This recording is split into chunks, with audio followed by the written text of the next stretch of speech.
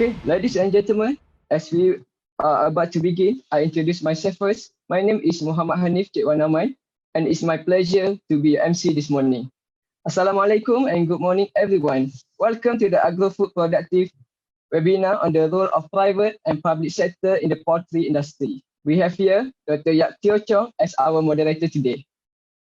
Brief information on Dr. Yap. He is a veterinarian graduating from the University of Melbourne in 1972. His postgraduate studies included a diploma on food hygiene and veterinary public health from the Royal Agriculture University, Copenhagen, and a master's degree from Monash University, W, Australia. Dr. Yap has worked in the Department of Veterinary Services for 14 years, 20 years in the Malaysia poultry industry, and 10 years with WHO and FAO as international expert on AI and food safety risk mitigation in poultry supply chains in various countries. Currently, Dr. Yap now a technical consultant to FLFAM. Now, without further ado, I will now pass the session to Yang Besar Doctor. Please welcome Dr. Yap. This is the second webinar in our series of webinars. Altogether, there are 10 webinars.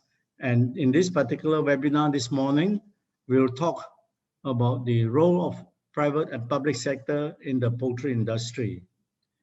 We have a very good panel of very distinguished speakers, comprising Dr. Suratan Kamaruddin, who is the Deputy Director General in the Department of Veterinary Services. We have Datuk Jeffrey Ng, a very seasoned and very distinguished speaker from the poultry industry. He was the president of FLFAM, as now also still the senior advisor to FLFAM. And we also have Dr. Ong Shui Wei, who is also a very experienced veterinarian and who had a lot of experience in the technical services. He's from the company called HIPRA. And the last but not least speaker will be Dr. Chi Lingwan, who will be talking to us on the role of regulatory requirements. And he too has a lot of experience in the industry. So we have a balanced panel of government, industry, and association. And we hope that you'll be able to enjoy and participate. And we are also open to questions and answers that you can post in to us so that to make this whole webinar very meaningful. Our first speaker will be Dr. Suratan Kamaruddin. As I say, he's currently the Deputy Director General in the Department of Veterinary Services, Malaysia. And Dr. Kamaruddin had served previously as the Director of Livestock Commodity Development Division, as well as also the State Director of Veterinary Services in Kelantan and Malacca. Dr. Kamaruddin is a vet. He holds a Doctor of Veterinary Medicine, DVM, from the University Putra, Malaysia. And with that short introduction, I'd like to welcome now Dr. Suratan to deliver his speech. I will try to share some views about this industry and the role of DBS Malaysia to facilitate the industry growth, to make sure this industry maintain its status as the leader in Malaysia agriculture development.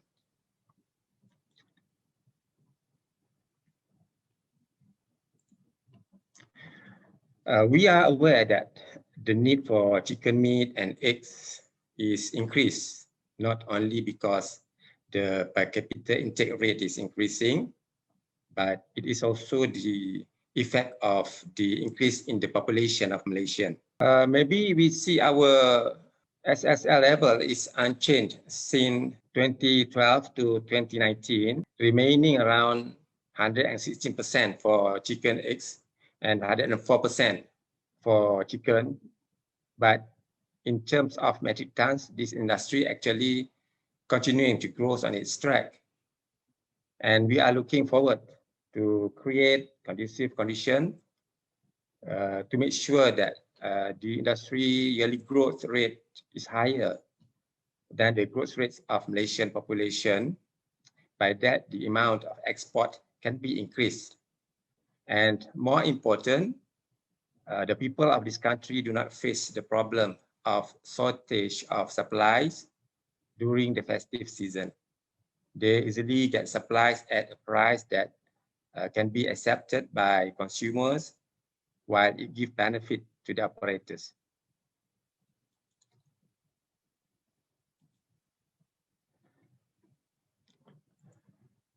So here I share the objective of DBS.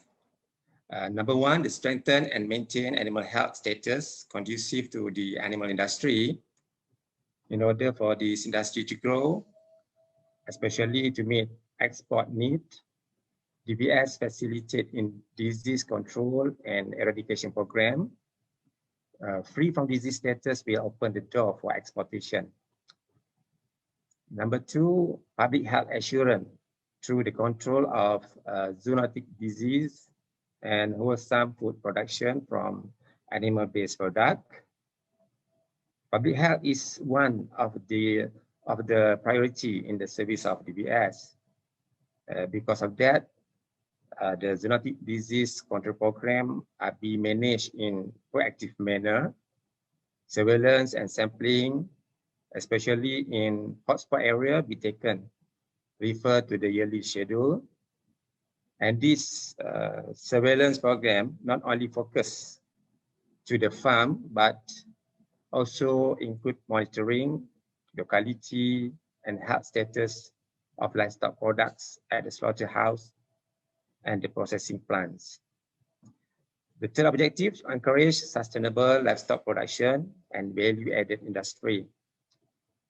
We also support the use of technology, R&D, and encourage innovation of technology to increase production efficiency at the farm level, together with the production of value-added products. And at the same time, we always promote animal welfare practice in all aspects of rearing and production system.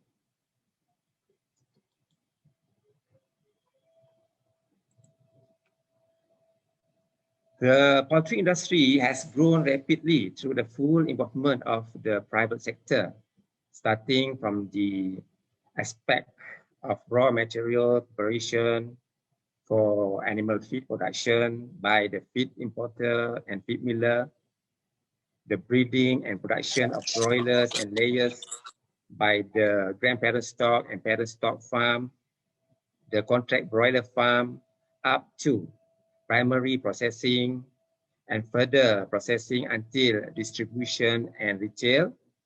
All such activities are carried out by the private sector at every level. However, DBS still have a role to play in each stage of this activity. For example, at the level of livestock feed production, DBS play a role in factory licensing and ingredient monitoring under Feed Act 2009. So here I list down some of the roles that played by DBS and every stage of supply chain in the industry. Under breeding and farming, can I see previous slide?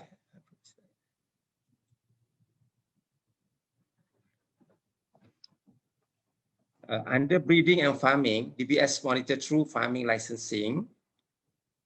DBS also produce certification for premise recognition, including MyGAP, MyOrganic, and VHM.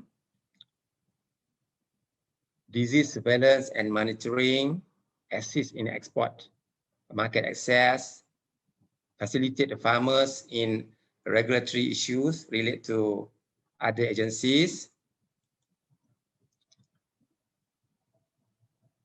Also, as a support agency in foreign worker application, consult industry player to control pollution issues, encourage downstream activity, farming consultation for new player, establish collaboration with other agencies in R&D, and cooperation with KPD and HP to stabilize pricing. This is some of the roles that played by DBS in this industry. So under the factory licensing ingredient monitoring under Feed Act 2009, this is to ensure that the chickens or egg produced are healthy, free of diseases and residues, and safe to be human food. In this case, some antimicrobials have been banned for use as growth promoters like salazine since last year. For the purpose as well, we encourage the use of antibiotic only for treatment and not widely used as prophylaxis treatment.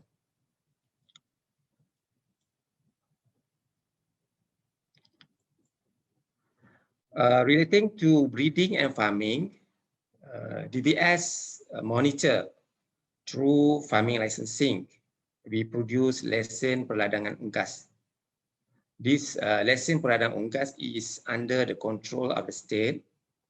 The purpose is to ensure that all farms practicing good animal husbandry practice and the farm not causing environmental problem and not to disturb the local who are live close to the farm with problem of odor and flies.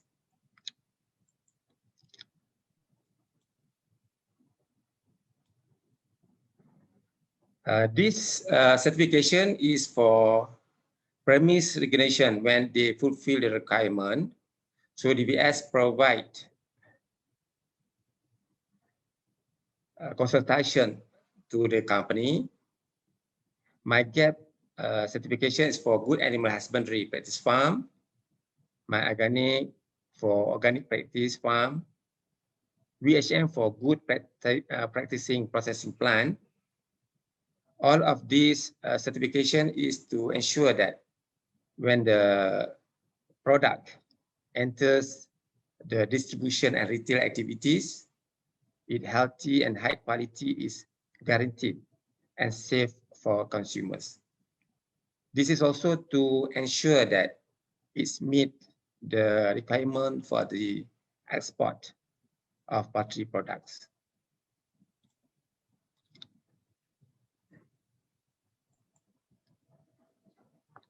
Disease surveillance and monitoring. This is to ensure that the production chains run smoothly and products are free from disease. So we carry out disease surveillance and monitoring at the farm level to ensure that the farm are free from disease.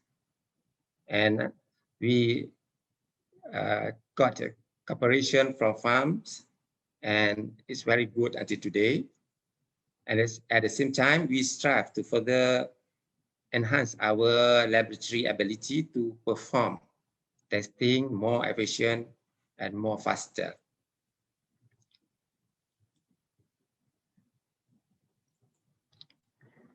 We always support the expansion of export by helping to obtain the conditions by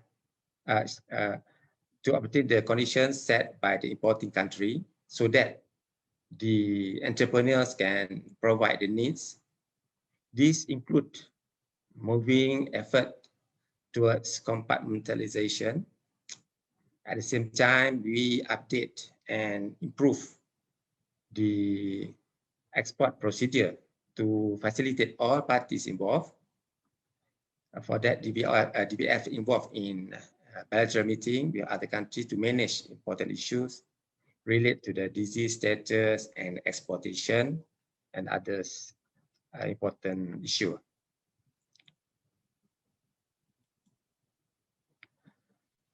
We also facilitate entrepreneurs to meet the rules set by other agencies or ministries. Sometimes agencies from other ministries or state government are not clear with the cost of this industry. Therefore, the department has the role of correcting the views of other agencies and ministries so that they get a correct picture of the industry. This includes supervise and provide understanding on kebenaran merancang or planning approval, land title change, or syarat nyata tanah, and also on tariff, where we are working to maintain the use of agriculture tariff for the construction of closed system poultry farm, and so on.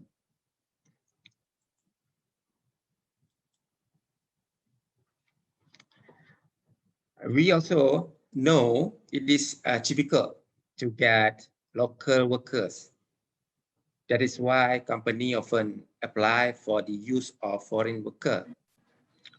So in this matter, department play a role in supporting and strengthening the company application.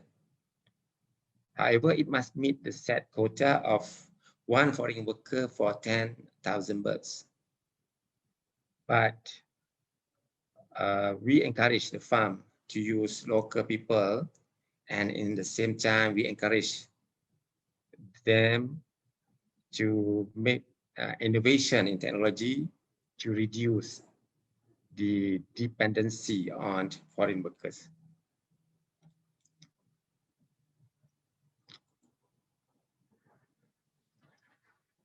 Now, environmental issues are increasing, being given attention by public, especially related to odors and flies pollution.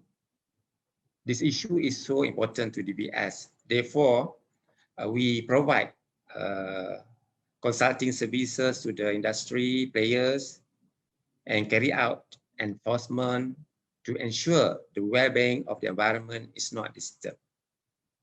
Failure of a waste management system for a farm will lead to environmental pollution and trigger social conflicts. To help to reduce this problem, the department has issued a guideline in farm waste management.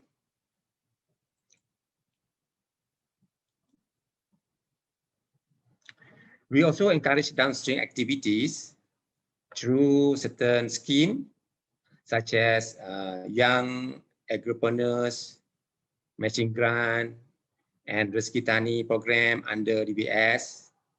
We try to develop new downstream industrial entrepreneurs where they produce value-added products.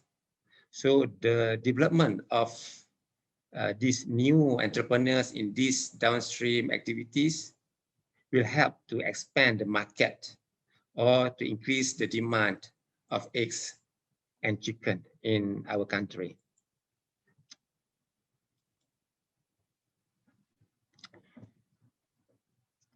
From time to time, many new players want to venture into this industry. So DBS provide advisory services and assist this new player to ensure they understand and well prepared before they investing in the industry, where they can meet with DBS development officer or agent either in headquarters at Putrajaya or in the state or in the district level.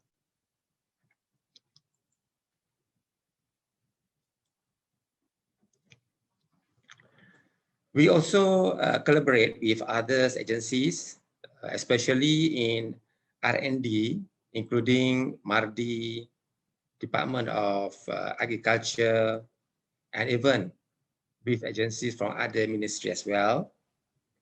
And now we study about PKE as the source of protein in poultry feed. Also make a trial with the Department of Agriculture in local animal corn production. And we are always looking forward to finding other alternative raw material for feed source substitution.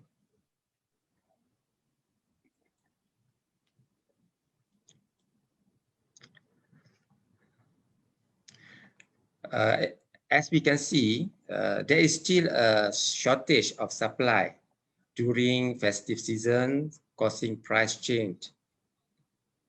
In this issue, the department is working with the Ministry of Domestic Trade to channel information on this industry so that it can be understood by the ministry, so that the decision made does not complicate any party. Under the festive season price control scheme, DBS together with KPD and HCP strive to create a win-win situation between farmers and consumers upon the festival. The consumer gets supplies at a price that can be accepted, while at the same time avoid the farmers from losses. So this is some of the roles that DBS played and the supply chain in the poultry industry. So I think by this slide, I end my presentation this morning. Thank you. Thank you, Dr. Suratan. Now we'll have the move on to the next speaker. Is none other than our Datuk Jeffrey Ng Chun Yi. He was the president of the Livestock Farmers Association of Malaysia before, and he is now currently the senior advisor to the association. Datuk Jeffrey is a chemical engineer by profession, graduated from Kansas University in USA, but and he had worked actually in the petrochemical industry, both in US as well as in Malaysia. But of course, since 1999, he has moved on to the poultry industry, working with a company called Chong, where he's the general manager, and with a lot of focus on broiler chicken farming as well as marketing. And under his I think the company has progressed to be one of the leading poultry integrator in the country, with very good technology and very good production methods. And I think we will now invite Datuk Jeffrey to share with us on the role of contract farming in the poultry industry. Over to you, Datuk. Today, the topic that I'm going to share is actually we're talking about the role of contract farmer in the poultry industry. And for information, contract farmer actually is one big chunk of our member in the Federation of Livestock Farmer Association Malaysia. And their role in our association is very important. So let me share where do the contract farmers stand in the supply chain. If we were to look at the left to the right, the contract farmer fall in the middle of the supply chain. And for information, contract farmer actually contributed about 70 to 80% of the grower, boiler grower in the markets. The rest of the 20 to 30% is actually integrated on farm. So contract farmer started in year 1980. Before that, a lot of all these contract farmers are actually farmer themselves. They own the farm, they grow the chicken, and they market the chicken by themselves. As I said just now, about 70 to 80% of today contract farmers are grow out farm. They were actually forced to go into contract farm because of some issue that I will share to you all why they are doing it. And what is contract farming? To me, it's just like other industry. Contract farming is just basically contract manufacturing. They are bound by legal contracts, and they actually collect their fee by doing the job of growing the chickens. And below, I show how the farm structures transform from the 70s to year 2000. In general, contract farming actually divided into two different categories. The general one is they buy the day-old chicks and the feed from the integrators, then they actually will grow the day-old chicks with the feed that provided to the market size that the integrated needed. By then, they will sell the grow chicken or the size chickens to the integrators at a fixed price. So the margin will be the selling of the boiler minus the feed and the day-old chicks, with the balance of amount of money that in which they have to pay for medications, labor, utility costs, and others. Then the balance is their actually their fee of that contract. The other one is what we call labor supply contract farming. So they do not actually buy or sell the boiler, whereas they go in to provide the labor services to the integrators. And they will earn the basic income of labor charges, but their performance sometimes also based on, their bonus is based on their performance. So if, for example, they can achieve a better result, then the integrator will give them some extra bonus to encourage them to do it better. So that's what we call labor supply contract farming. So why the farm actually moved to contract farming? In the 80s, a lot of them are small comparatively to the integrators. So if they want to sell chicken, if you only have one farm, you can only market your birds every 2 months or so, or sometimes more than 2 months, depending on how you populate your chickens.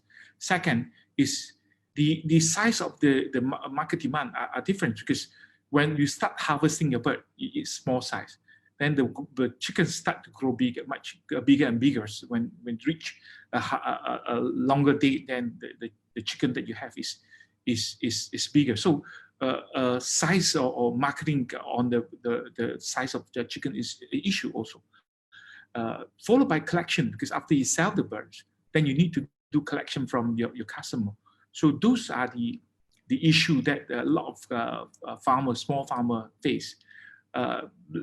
Last but not least is actually the purchasing strength, because you're buying in a small quantity. So, you know, the power of demand or the power of purchase are liters. Financial difficulty, because sometimes if the contract farmer or the farmer want to do some maintenance or do some improvement in the farm, there are lack of funding. So integrator is one source of funding for them to get financing. The last one, which is the killer for the contract farmer or the small farmer, is the fluctuation of the price when they try to market their chickens. This is the price that you look at, you know, since 2015 to 2019. There is no set of time that you can always harvest good price. You look at January until weeks, you know, January until December. There's not so-called a fixed timing that chicken price is good. So to us, growing chicken is just like gambling. You know, you put in the day-old chicken, and hopefully by the time that you sell the chicken, you're gonna get some margin back. Sometimes if you have to sell at loss, you have to sell at loss. So with this kind of operation, a lot of farmers, small farmers, are facing a lot of challenges. So they were more willing to spend their time working as contract growers, where, you know, and why contract farming? You know, contract farming is actually an entrepreneur that earn their living, mainly focusing on providing service such as labor in growing chicken, because you know, every days of chicken grow is contributed to at least 3% of the life of chickens. So a lot of attention to the bird, a lot of attention to details are important.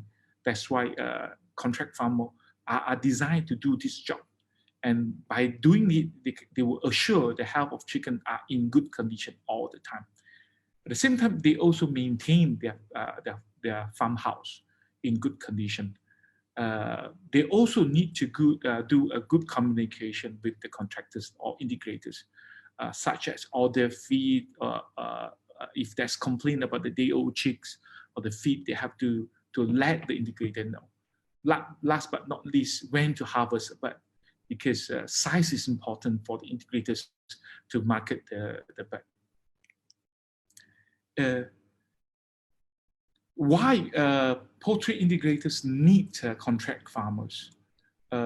Poultry integrators need contract farm because they want to outsource their risk. As I said, a farm is not easy. You need a lot of attentions. So there's a lot of risk associated with it. And also they want to outsource the management to the farm. So problem like, disease risk, labor workers issue, because you need to hire a lot of people to work on the farm, and chicken health monitoring effort, because if I'm an integrator and I have 20 farm or 40 farm, to manage that chicken health is tough. You need to have veterinarian to run around the farm to ensure that the birds are good. By having contract farming also, they can minimize their investment in farmhouse. As I always tell people, as part of the importance of, or the part of investment in integration, farmhouse is actually contribute a major part of your investment. So if you can outsource the contract farm or the farm activity to contract farmer, where the contract farm own the farm, then you can minimize your investment in the industry.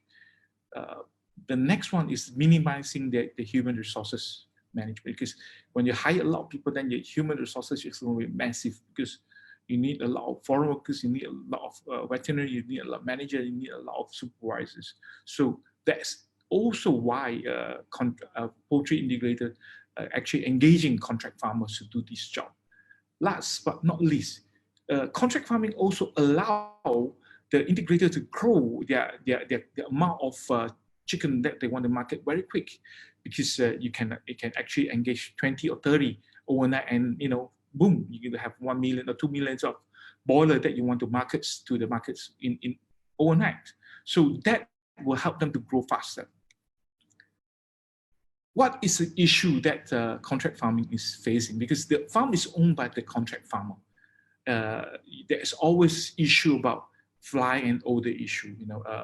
The surrounding people always go to the farm and say, well, they are the source of fly and odors. But then with the DVS help, sometimes it's not actually contributed by the farm, because there's some other surrounding hygiene issue that contributed to it. So, we really need a lot of work on it. But I'm not saying it's not 100% from the farm. Sometimes we have a back player also actually contribute to this. But then to us, it's important to find out who and how to eradicate this fly and odor issue.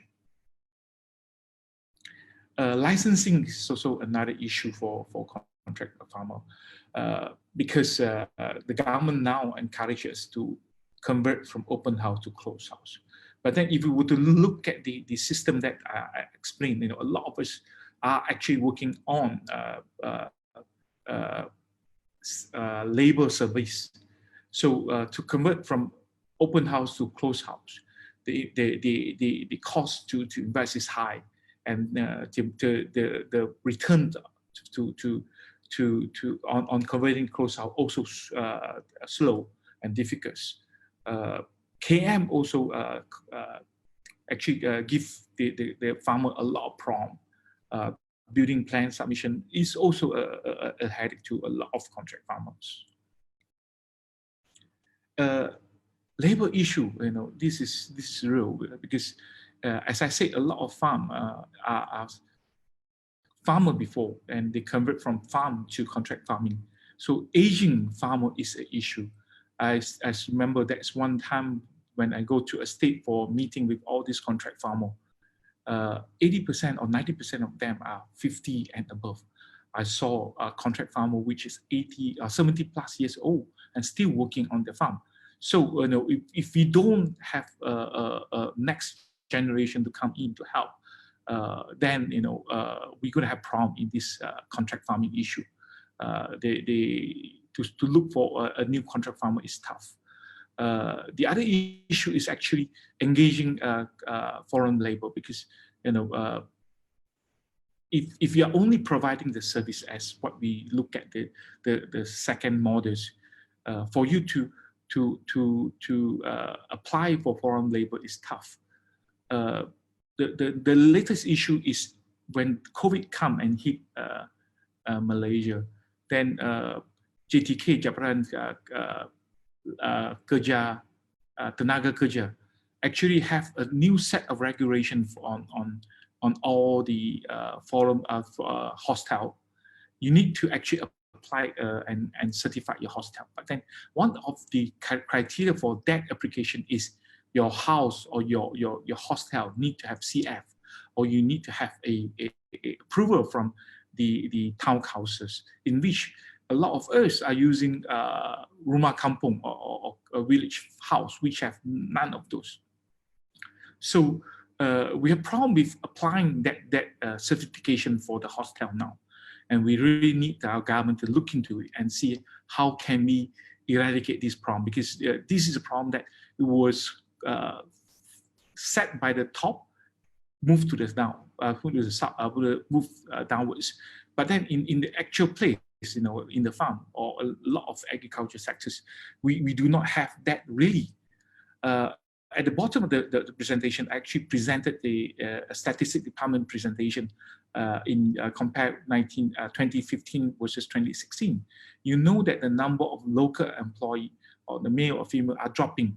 Even the foreign labor are dropping. So this is real for contract farming issue on labor. Last but not least, the quality of day-old chick and feed, as I said before, it's actually contributed to the successful of contract farming. If I have a batch of day-old chick which is poor in quality, then I would be suffer for the whole cycle. How to make it better? Even worse when the feed coming to us are even less in quality, then some of us may suffer losses because of the choices of day-old chick and feed. So it's have been a struggling within contract farmer and integrators. So we hope that there is a standard of assurance of both quality can be established within the contract farmer and also the integrators to assure the yardstick of this thing could be a good guideline for both parties to continue providing the service. Weather is also a big chunk of issue that the contract farmer are facing. As I explained just now, because of financing, because of a lot of things, and because of the old age, because of no replacement, no young age that come into the contract farming side. Almost 70% of the broiler farm are still in the open system. So if you have a dry and record high temperatures, chicken will grow slowly, and you affect the supply and actually affect the price for moving up. However, if, for example, the past few days when it's a raining season, then chicken will grow fast, because when the big birds, with the cool temperature, they tend to eat more and grow more.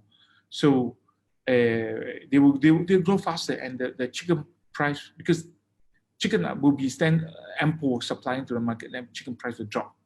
So we need someone or some guidance. Even if we have to go from open house to closed house, we hope DVS can provide us a better guideline or better consultancy or better advice on which closed house to move on, how to manage a closed house. Last but not least, we are surviving by basically profit. But we also face with food security, food safety, animal welfare, environmental challenge, government policy, and public concern. So we hope we can get the support from the government, or support from DVS, and support from the integrators to assure that we will be viable and will be sustainable in this industry.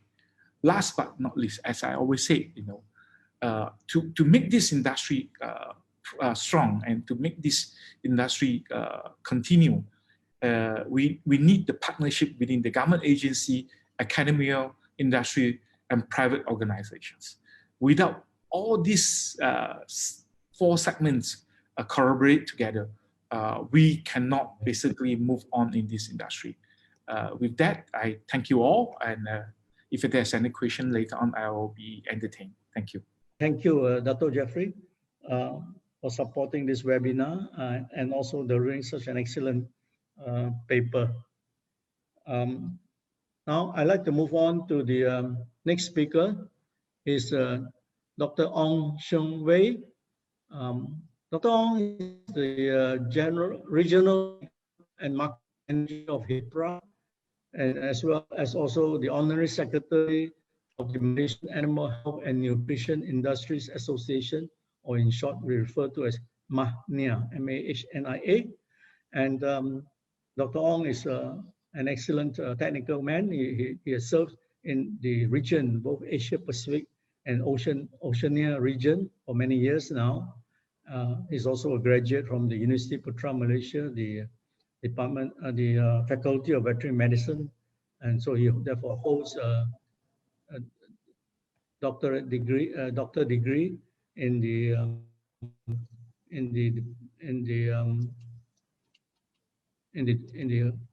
Doctor of Veterinary Medicine from UPM. Now, without any further ado, I'd like now to invite Dr. Ong to give us his contribution. And I'm glad to be given a topic to cover is the role of veterinary or technical service provider in the poultry industry.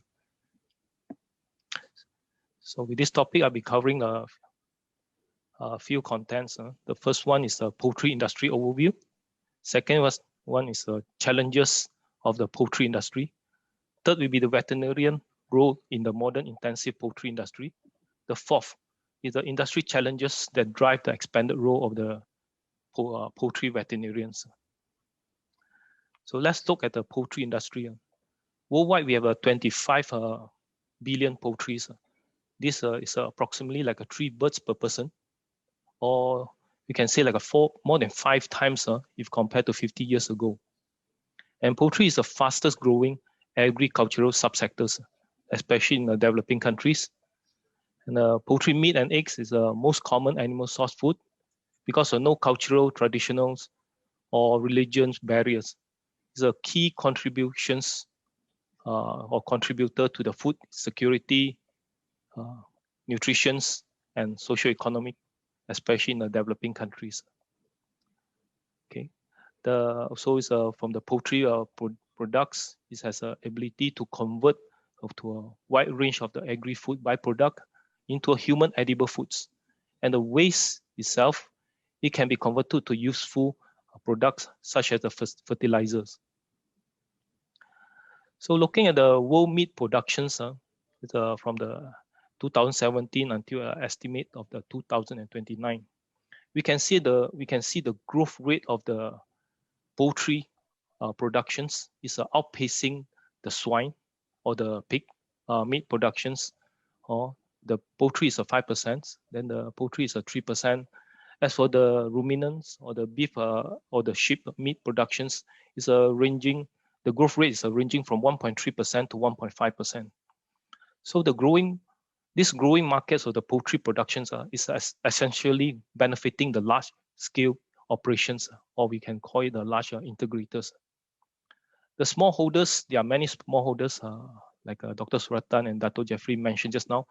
The majority, they are smallholders. So key success driver is access to the market. This is very important. Not just Malaysia, a lot of countries, this is a key driver. And so for the poultry, it's being perceived as a threat to human as well, because it's an infectious disease vector. And also it has the role in the antimicrobial resistance. Poultry has a significant impact on the environment, and also it use a large amount of the natural resources. For instance, like land, feed, and water. So poultry meat, is expected to account for the 44% of total meat consumptions worldwide. the poultry meat consumption will be faster growth rate in the developing countries compared with the developed countries. And chicken is becoming the most important protein source for human population globally. And we can see here, Malaysia is one of the highest poultry meat consuming countries. So poultry industry is very important in Malaysia. There are various challenges of the poultry industries. The key challenges are the food security and also the poultry, animal, and human health. So looking at the food securities, like Dr. Suratan mentions, okay, we have the self-sufficiency ratios based on the 2018 census. Poultry meat self-sufficiency ratio is 98%, and for the egg, chicken, and duck eggs is 114%. But then then look at the total feed consumed by the poultry industries, by the poultry, worldwide is around 600 million tons dry matter being consumed. From all these dry matters or the feed materials, we can see that the 81% of feed rations of the poultry and can be considered direct competition with human food. So this is very critical.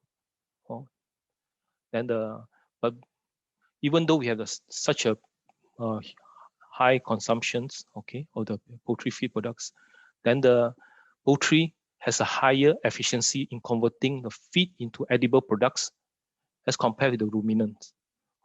It needs smaller quantity of the dry matter per feed to convert into per kilogram of edible proteins. And the broiler has the shorter production cycles. This is the benefits of the poultry productions.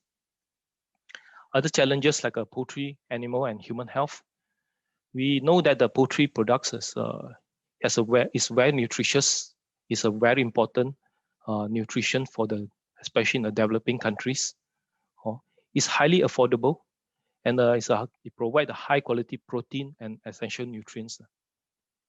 For instance, the egg contains the 13 essential vitamins and minerals and protein, and also around 70 calories, which is very difficult to be obtained in adequate quantities from the plant source.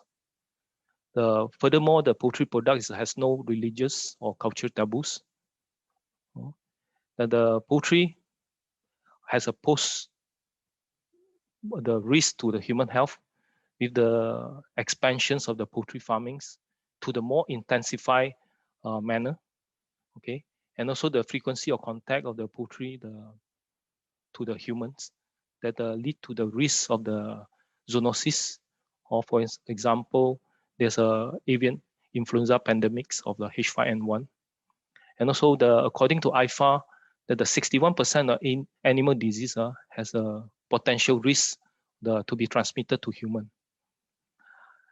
Also, we face like a global antimicrobial resistance issues and also rapid emergence of the disease.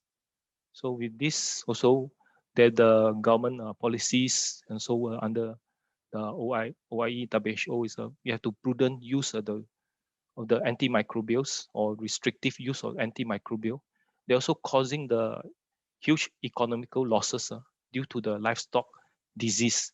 The disease is causing a mortality and also loss of productions. In terms of poultry welfare, there's a strong legislative, especially from the EU's side, that to have the better in terms of the housing requirements, big trimming, to promote the welfare. But then this poses significant challenges to the global poultry sectors, because this legislation is just not in the EU itself, it's being cascaded down to other countries and also worldwide. So also this one also influencing the international trade, because international trades for the importing countries, they have a priority, they have a concern of the food safety. The food they are being imported from exporting countries, it should be like free from the most common zoonotic pathogens like Salmonella or Campylobacter or Listeria. Also, they also put more emphasis on poultry welfare. So this actually dictate the standard and regulations compliance. So in order to export, we need to be more prudent, and also we need to keep up our technologies and also production operations towards the international requirement. So in terms of the veterinarian's role in the poultry industry, veterinarian has been trained and has a wide and in-depth knowledge on the various fields. For example, in terms of epidemiologies, okay, product research, statistics, microbiology, pathology, immunology, and various fields. So this actually can contribute, like for instance, in the genetic sectors, the veterinarians contribute a lot in terms of the research and development on the breed that can be adaptable to the changing environments of the different climates, different environment worldwide, and also is being more productive. Okay, that means they can convert into the meat at the conversions is more efficient and also shorter time periods. So veterinarian from here also is play very vital role in the hatcheries, and also the animal welfare on the chick and the poultry itself, and also during in the processing plant. Okay, beside that also veterinarian play a very important role in the nutrition part, in the feed meal, because veterinarian know the disease, the nutritional functions and the deficiencies. So it play a very important role in the nutrition of the poultry. And the farm management, veterinarian play has a role in the management, in terms of the disease control, in the overall management of the operations for growing and also for laying stage of the breeder layers and also the broilers and also the processing plants. So ultimately, we need to comply to environmental protections and international trades, and key focus on with different standards like a hazard control, HACCP, to promote the public health, and then to produce most economical production process to have the economical protein source for the general public. So in the modern intensive poultry industry, the veterinary responsibility mainly focusing on achieving the most economical poultry productions through various means, like a good flock health management, training, consultancy, doing research, diagnosis, it's not just a disease itself, probably diagnosis in terms of the management issues, okay, production issues. Then the project management to ensure the optimum and efficient productivity, welfare, and reduction in the resource utilizations. Besides that also, veterinary have to play a very important role in achieving product quality for the protection of the public health here. We need to have a good quality product. The product should be free from zoonotic pathogens and so any residues. The consumer need to feel safe and confident to what the products are being produced. So that the legislative compliance and also license with the authorities is very important to continue to be the key drivers or key collaborators with the authorities. For the general public or social responsibilities, veterinarian play a very important role to promote awareness on the quality assurance and also the environmental protections. And then with the modernizations of the poultry industries, the poultry industry have been moving very fast with the automations.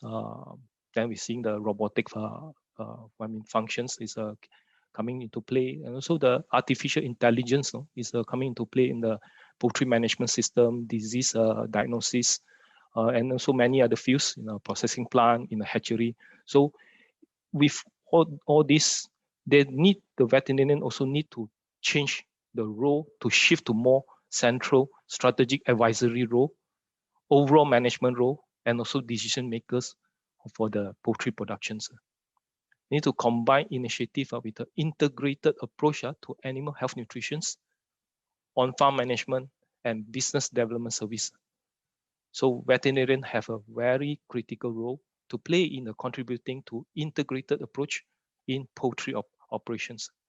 So the key area of change which we foresee is antimicrobial stewardship.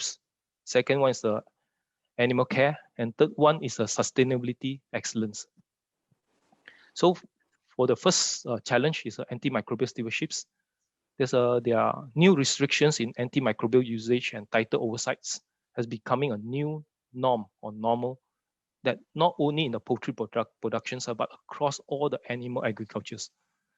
They're so compounded with the retailers' demands to drive the drastic shift from reliance on antimicrobial as a productions tool. Also, moving all the antimicrobial in the agricultures to prescriptions only. So the veterinarian play very important role in terms of the promoting or controlling the antimicrobial usage here. Beside this, the second one is the animal care. Customer and consumer continue to demand to enhance transparency and verification, demonstrating the high standard of care and welfare. They demand a very good quality products, and also there's a good welfare to the poultry. So this is one factor that among several that have a field in the development of the updated code of practice across the industries. So authorities or for the Department of Veterinary Service, even the association like FLFAM, MANIA, the VAM, have to drive the introductions of the branded, auditable poultry raised with care programs. Then the veterinarian play the role of the strong advocates and good manager in this manner. Then the third one is the sustainability excellence. It's very broad. No, this one is covering various components: the housing, land, biosecurity, sanitation, disease preventions, environment, quality and food safety, carbon footprint, water and waste management. So veterinarian is responsible to steward of the land and water and the feed management, disease preventions, and maintaining and advocating for the humane treatment of the valuable asset, which is namely the poultry. So in general, we need to boost up the overall productivity and also profitability. The key to success today is to apply more holistic integrated thinking. There should not be silo thinking, it's more integrated thinking. And consider how various aspects of the production interrelated and influence one another. And the production system is very dynamic. I say this, the modernization is very rapid, especially for the poultry production sectors. So we need to have a strong collaborations between the veterinarian, nutritionist, industry expert to design and to support the success of the poultry operation to acquire the desired results. So in conclusions, to ensure that the livestock, mainly the poultry, positive contribution to human health and challenges of preparedness, the flock health should be made a priority to public policy. One health approach by recognizing the human health is well connected to animal health and the environment.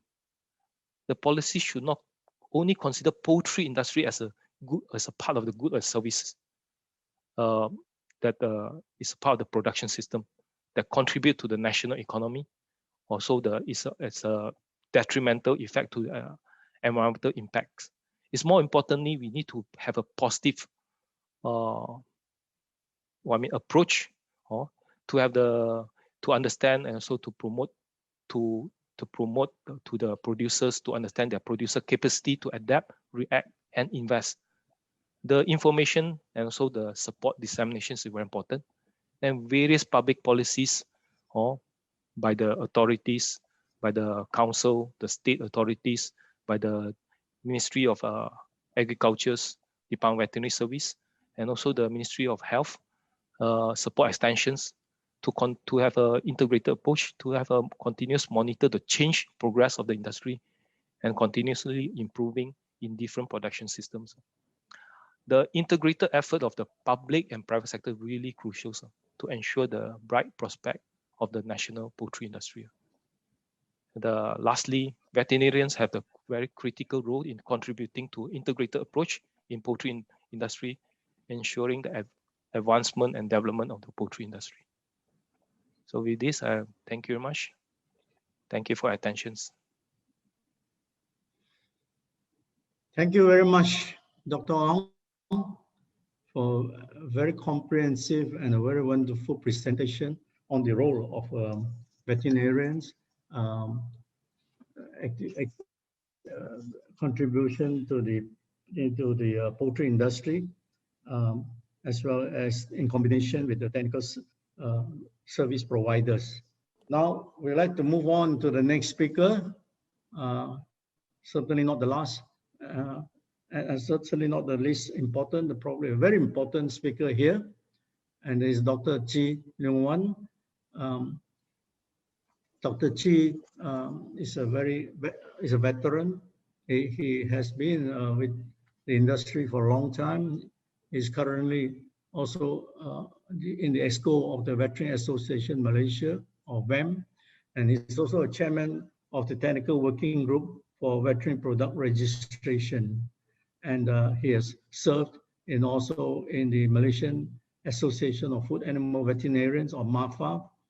And Dr. Chee has got about 20 years of experience in the pharmaceutical and animal health industry in various capacities: regulatory, government, corporate affairs, innovation, marketing, technical, business development, and also keeping in touch with all the world organizations like OIE, Codex, WHO, and all the other ASEAN countries as well.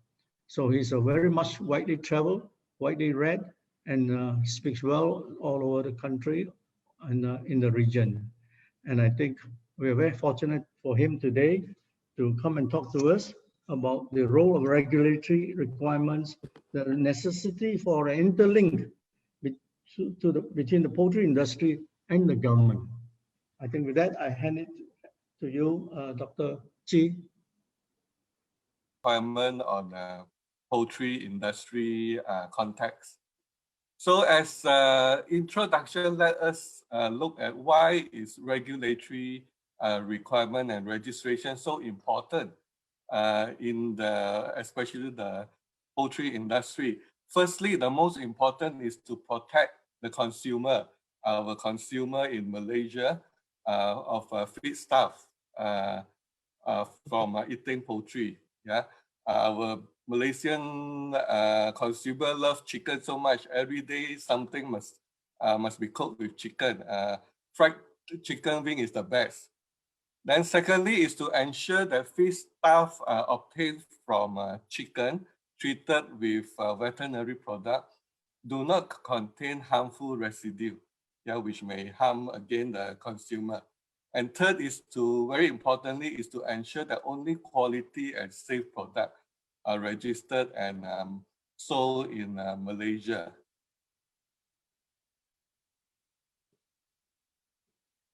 So let's see the next slide. So for the purpose of this presentation, the scope would be on what you see, because all this are related to poultry industry, the concern of our poultry farmers, and at the same time is actually the focus of our government when they regulate. And all these are actually interlinked all together.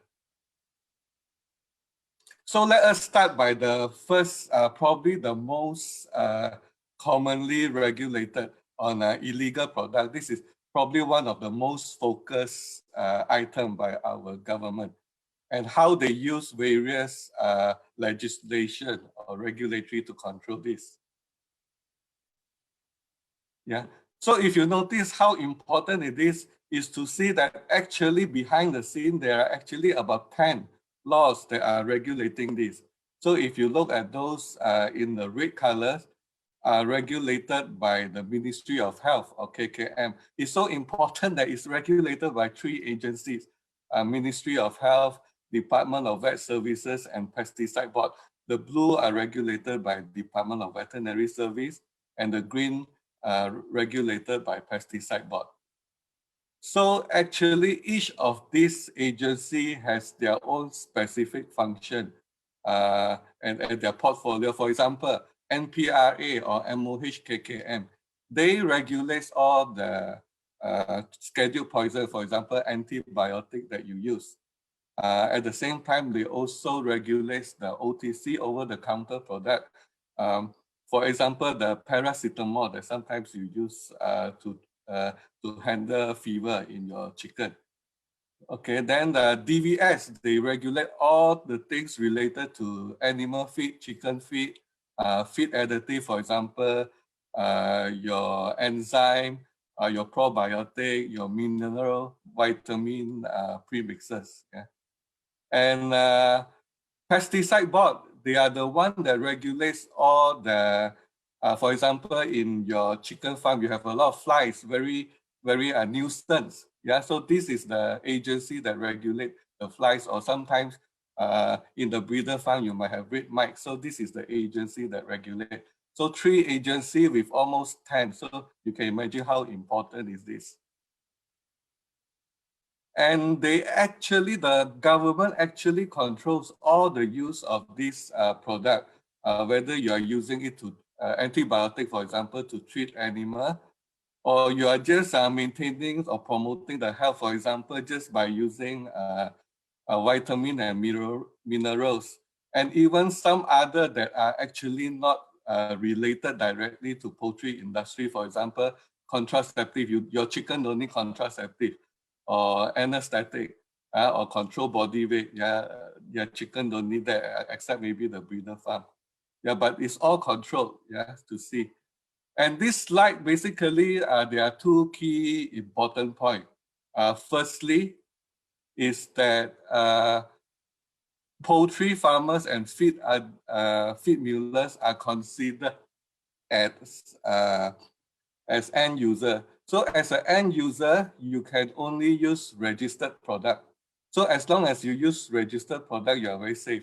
Secondly, is that all the Malaysian product, they have a very strict labeling requirement. Why is this so? Because so that you can differentiate the registered product from the illegal one. So for example, there will be a MAL number. I don't know why it doesn't come up. If there's a MAL number, registered number, there's especially like item like you have to mention this a controlled drug, dosage, how these drugs are used. So there's a very specific. If with all this you are not sure, you can actually go to the link of the government to check whether the product is registered. So in summary, the important point that as an end user, chicken producer must and only use a registered product. Even in the feed mill, you have a license B. For example, if the license B will list down all the compound that you can use. But if that compound is not registered, it's also illegal. Contrary to that, on another hand, if sometimes it's not listed in the license B, but this product is registered, then it's legal to use that as long as it's registered. So this is the utmost important. Yeah. And now that we know what registered drug, let's see the 4 different aspects of illegal medicine. Illegal product is not so simple. It actually can be classified into 4. Firstly, is the non-legally authorized by the country. That means this product could be registered in our neighboring country, Thailand or Indonesia. But if it's not registered in Malaysia, it's not legal. Okay. Secondly, if you look at illegal supply, this is a good example would be the product is registered, but is supplied illegally. For example, using antibiotic, but without a veterinary prescription. It can also happen. What we are most familiar is like the counterfeit or falsified medicine. Very commonly is the medicine fail to meet the quality or the specification of the authority, low quality. Secondly, it's like the product is reduced or having too excessive quantity of the potency as claimed. Or another very common is that it has pure high impurity or contaminated with adulterated. And also it can have a different active ingredient. For example, some drug is claimed as a more high grade product. For example, let's say thumicocin. but actually what is inside is a lower grade amoxicillin. So this is one of the example. False labeling, very common. Some the product is expired and they over label it. Yeah, these are all or cover or wrong, even wrong claim. Yeah, so a registered product would not have, be like this. Finally, a little bit more uncommon is compounding, mixing your own cocktail of drugs or autogenous vaccine. Yep. So this is less common. Yeah. And so these are some of the example, unregistered product, and most of these products are most likely adulterated with some maybe harmful item. And very commonly you have counterfeit. Very common is look like me, sound like me, but actually not me. Yeah, so a fake product. Some of these products are smuggled, illegal entry, parallel import. Also, look at this, a vaccine without even a label. I was told during the foot and mouth outbreak, some farmers actually parallel import some vaccine, foot and mouth vaccine from Thailand. And this vaccine don't even have label. You don't know whether maybe it's just water inside, yeah, and put it to the animal. But I know poultry farmers are good people. I'm not talking about poultry farmers. Poultry don't have foot and mouth anyway. Yeah, and also very commonly tampering with the label or repacking or relabeling. Yeah, so these are all challenges we face in the industry. Okay, next, let's go to the next 4 items that are actually very closely linked, especially residue, withdrawal period, treatment duration. Poultry farmer definitely face with this, but let me elaborate more. And also prohibited compound is also closely related to this. So if we look at one of our law under the Ministry of Health, they have an additional requirement for food product for food producing animal. So poultry product is one of it because poultry product is for food, yeah, for the human. In 2 of these requirement is this product must have a withdrawal period and maximum residue limit. So when they say a withdrawal period, like we say, it must be stated in the label on all these products that is for food producing animal. And they must comply to the maximum residue limit.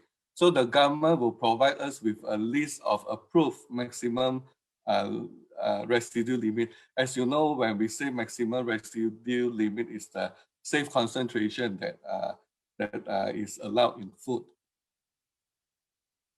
Yeah, so this is published by the government in the Food Act or in some of these regulation. And this is a good example. This is a poultry product meant for poultry.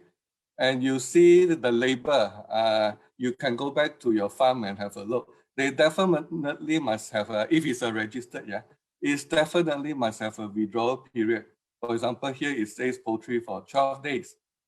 Yeah, so this is a must requirement. So according to the law, what do we mean by withdrawal period? So withdrawal period, most of you must be familiar, is the period between the last administration of the product and the production of the foodstuff.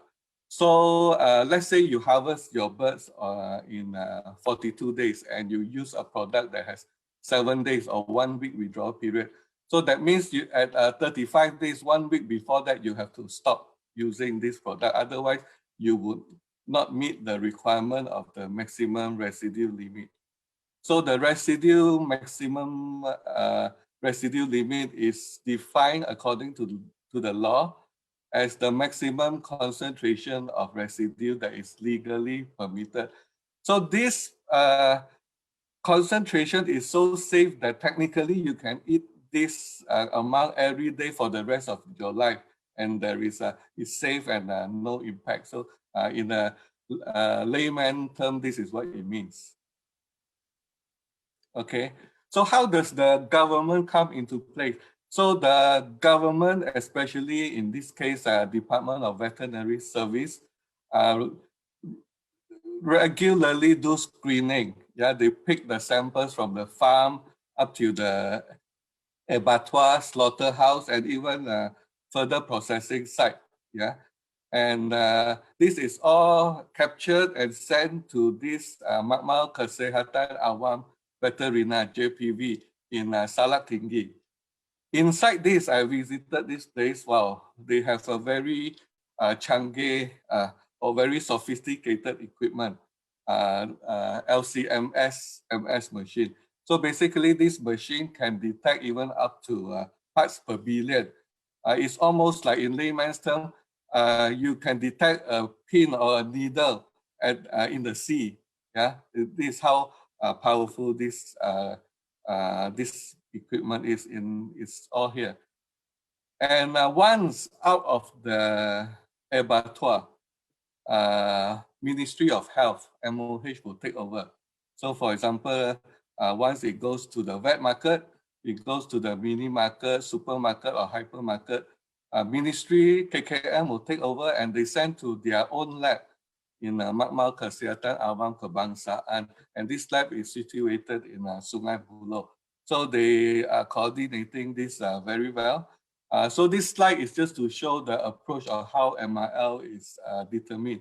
So if you look at it, this is the residue withdrawal period. Basically, they have to do a depletion study to wait how long all this muscle will, the dosage will come up, or the concentration will come out to a safe limit or concentration.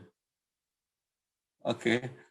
So when we talk about MRL, there is a group of products that you are not allowed to have MRL, and these products are the prohibited product. That means zero tolerance. You can you cannot have MRL. You're probably familiar with this product like chloramphenicol. The older producer will be very sorry, will be familiar with this product. Fura, right? In the 90s, you still hear of this product. And this is all listed in the law: nitrofuran, carbadox, olaquindox, beta-agonist, nitrofuran. So this product, once you use it, they will definitely detect in the lab because, as you say, even a pin can be detected under the sea. They will definitely detect regardless of how long you withdraw. So don't play with this one. It might impact your exporting status. Yeah. MH370 they cannot find in the sea, but I can tell you this equipment is so powerful that they can find a pin in the sea. Yeah. So as we said, the law says that no person should possess or use all these drugs, yeah, like chloramphenicol, like what we mentioned, because the penalty is high. For the first offense is not exceeding 100,000 or imprisonment of 2 years or both, almost the price of a Honda Accord. If the second offense is 200,000 ringgit or imprisonment of not exceeding 4 years or both, yeah, almost a price of nearing a Mercedes-Benz. Yeah, so and worse still, it might withdraw your export market license or even your farm license. So don't play with all these products. And finally, we come to this on AMR, mainly on food safety, treatment and control and prevention of antibiotic use. Now, according to the US FDA definition, the use of antibiotic for therapeutic purpose can be divided into 3 categories: treatment, control, and prevention. So for treatment is classical, the animal sick, you treat the animal. For example, in the farm, you see outbreak of CCRD is a good example. A lot of mortality, so you treat the animal. For prevention, will be a good example like DOC. The DOC come in, the animal is healthy actually, but you still give the antibiotic because you want to reduce the risk of diarrhea or CCR. But the animal looks healthy. Yeah. In between these two, there's also another classification of control. Yeah. Basically, this animal looks healthy, but they might be infected. So a good example will you routinely scout your farm and you hear some respiratory noise. Yeah, so you treat the animal, but generally the animal looks healthy. Basically, why you do that? Because you want to prevent the infected animal from developing clinical sign, and also to prevent the healthy animal from getting the spread of the disease. Yeah, so this is how they classify this. And according to the US FDA, they encourage the use of non-medically important antibiotics. That means these antibiotics are used only in animal, not used in human. That's why they are not so important. Across the board, including growth promotion, because in US, they still allow that. But for those antibiotics that are used in human, what we call medically important antibiotic, you cannot use, it's illegal to use as a growth promotion. They can only be used for treatment, control, and prevention. This is what happens in US. Let's come back to Malaysia. Yeah. So Malaysia, if you look at, this is a document from the Ministry of Health. They mentioned about treatment, just like what, exactly just like US FDA, about treatment and control. Here they use metaphylaxis, but in US they use control. So, but they mean almost the same. So presumably infected, looks healthy, but present the disease in the group must be established. Yeah. So you notice that in this document, there is no growth promotion or prevention or prophylaxis. What happened? Actually, this prophylaxis and prevention is under the FEED Act, as you see here, is under the jurisdiction of DVS, Department of Vet Services, under the Ministry of Agriculture. So totally a different ministry. The keynote is that I'm not aware of any country with this scenario. If you look at US, it's under FDA. All these red countries, agency regulating antibiotic. US is under the health equivalent, MOH, Thailand under MOH, Philippines under MOH. The rest, like all these in green, are under MOA, agriculture, China, Japan, Australia, Vietnam, Indonesia. But only Malaysia is regulated by two different agencies. So this is probably the only country with this very unique scenario. So again, Malaysia boleh. Yeah. And so this, why is this important to understand this? Because let's give an example of a real action from an agency. You probably remember that early this year in January, the Department of Veterinary Services issued a press statement saying that they plan to prohibit the use of 6 antibiotics, yeah, for the use as growth promotion and prevention. So look at this, we have to be careful. What it says is it's a proposal. Yeah, it has not become a law yet. To become a law, it needs to go through some legal processes like public engagement. It needs to go through the legal advisor. Some even going through parliament. But this is still a proposal. At this stating that 31st of August. 31st of August has passed actually. The latest update I got is that this proposal has been postponed to next year, 31st of March. But this is still in the proposal stage. Then look at this. It says phrase out antibiotic use in for growth promotion and prevention. Yeah, it never mentioned treatment and prophylaxis. So that is why a lot of farmers has confused this as a total ban. You cannot use this. DVS only has jurisdiction, as you remember, on growth promotion and prevention. Keynote is usage of treatment and metaphylaxis control is not impacted because these are under the jurisdiction of MPRA or MOH KKM as what is registered in their label. Yeah, so this is one of the example. And this slide, I got it from DVS, courtesy of Dr. Rosanna. It states the same thing. So this 6 antimicrobial is to be phased out, proposed. You notice here, it's clearly mentioned, only ban the usage of AGP, but for treatment and metaphylaxis are allowed. Yeah, a lot of people didn't realize that. And why these 6? So in a nutshell, basically, it's because all these 6 antibiotics are used in human. Yeah, and there's not many alternative or replacement. And some of these are used to treat human disease that are caused by animals. So that's why you see C1, C2. So let me explain what is this C1. So according to the WHO guideline, they have a list, a table of antibiotics classes.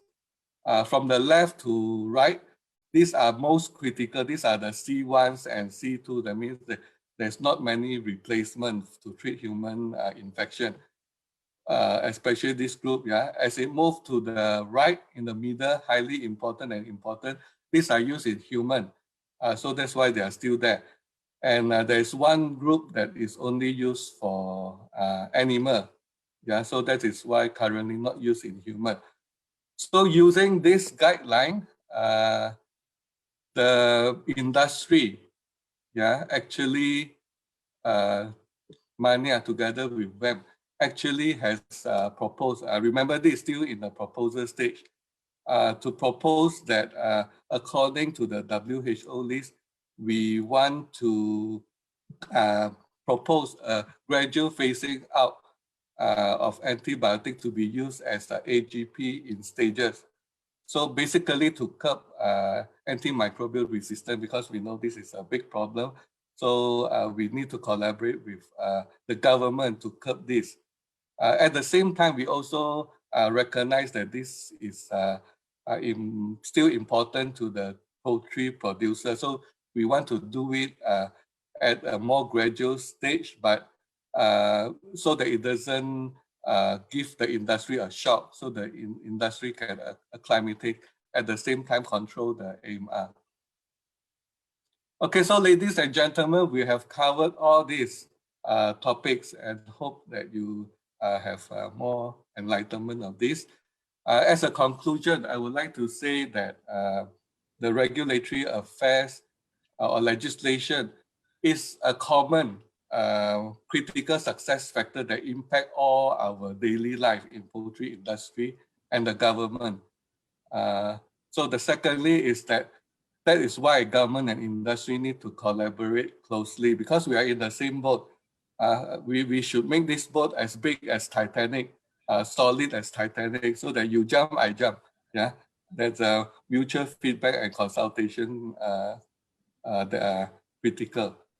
Then lastly, it's essential to have regular communication. For example, because all this can be so confusing, so we need to have regular communication, dialogue, two-way dialogue, education between government and poultry industry to enhance understanding and empathy to both sides. So with that, thank you very much for your attention. Yeah, thank you so much.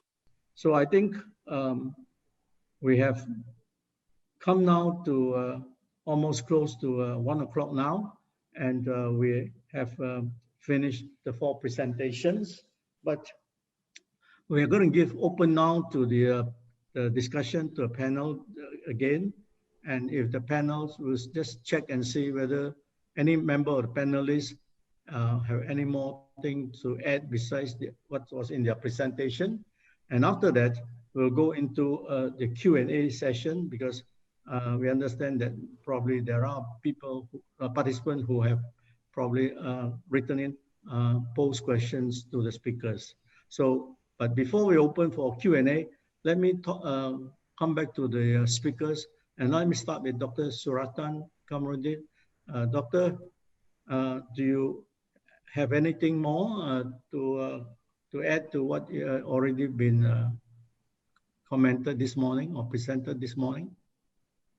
I think something I want to add, but we are looking forward to create a good relationship between each parties, department, and companies to make sure that the industry is move forward and grows, and at the same time we can make sure that our customer can get whatever they want from the industry. Okay. Yes, thank you very much, Doctor. And now I'd like to move over to Datuk Jeffrey and see if Datuk has got anything more to add. Dr. Yap, basically, the working relationship within the contract farmer and also with integrators are very complex. A lot of people complain about their relationship, and also that's not always the case that the integrator is in the wrong or the contract farmer is wrong. But I always encourage contract farmer to look for the best or suitable integrator to work with, and the integrator also want to look for the best contract farmer to work with. With a harmonized relationship, then things can move on. So I do encourage everyone to find the partners, the best partner to work together, so that things can move faster and easier. With that, I see if there's any question, I'll try to answer. Doctor. Okay, thank you, Datuk. And Dr. Ong, anything to add further to what you have said? Yeah, thank you, Dr. Yap. I think this session is very good. We should have more collaborations and more in terms of understanding and promoting the industries in the more wholesome way, so that because the modernization of the poultry industry is very fast now. We're looking at the world perspective, but then we need to narrow down to national level. There are a lot of things we need to progress fast to be competent, and then we need to maintain our self-sufficiencies, and then yeah, to be at the tip-top conditions. That's all from my side. Thank you. Yeah, and Dr. You're right. And I think taking one slide from you where you show a balance between what is on a sustainability scale, what is economical to do, and what at the same time to address the public health concerns. I think we have to therefore, as what Dr. Chee has said, perhaps we have to look at this in a progressive manner, so that because to stop using antibiotics immediately when they have been so accustomed to using it, it may be a bit of a shell shock. And especially I think what we have been talking about earlier on about converting from open house to closed house system, that's what DVS is encouraging, and that would probably reduce our exposure. When you go from open house to closed house, you actually improve your biosecurity, and that will help you also to prevent disease coming into the farm. So therefore, hopefully that also will bring down your usage of antibiotics.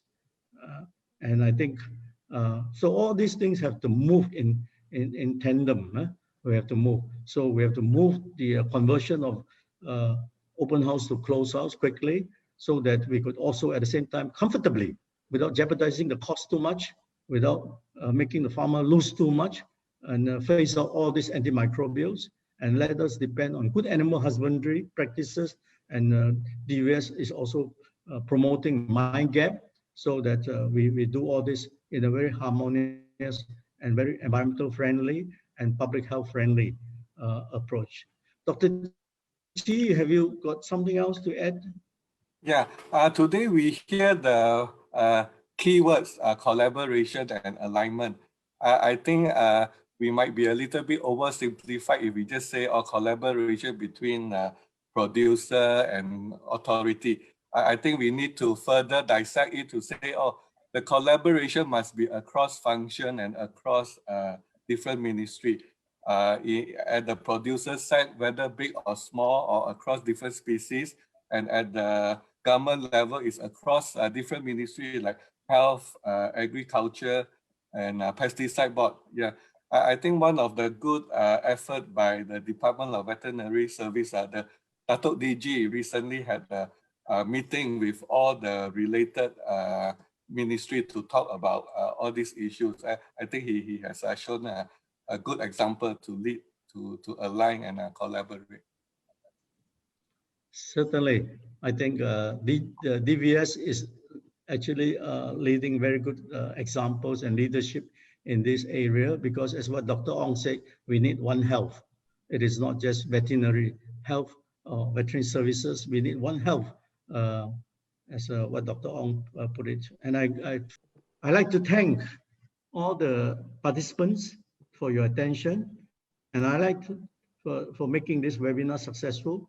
I'd like to thank all the speakers here today who has contributed very well and answered the questions and given some very, very insightful knowledge and they shared their experience in the industry. And I think it is very valuable, and I think very good congratulations to the organizers as well for doing a very good job in organizing this second webinar. So I think with this, I'll hand it back the floor back to the webinar back to the MC. Thank you very much. Okay. Thank you, Dr. Ya, and all panelists today, and to all the participants that joining us today. Okay. Don't forget to join the third series on 18 November 2020 at the same time, 11 a.m. until 1 p.m. The link to the session is posted in the chat box. We also send the invitation to everyone. All right. Thank you, everyone. Stay safe. Stay home.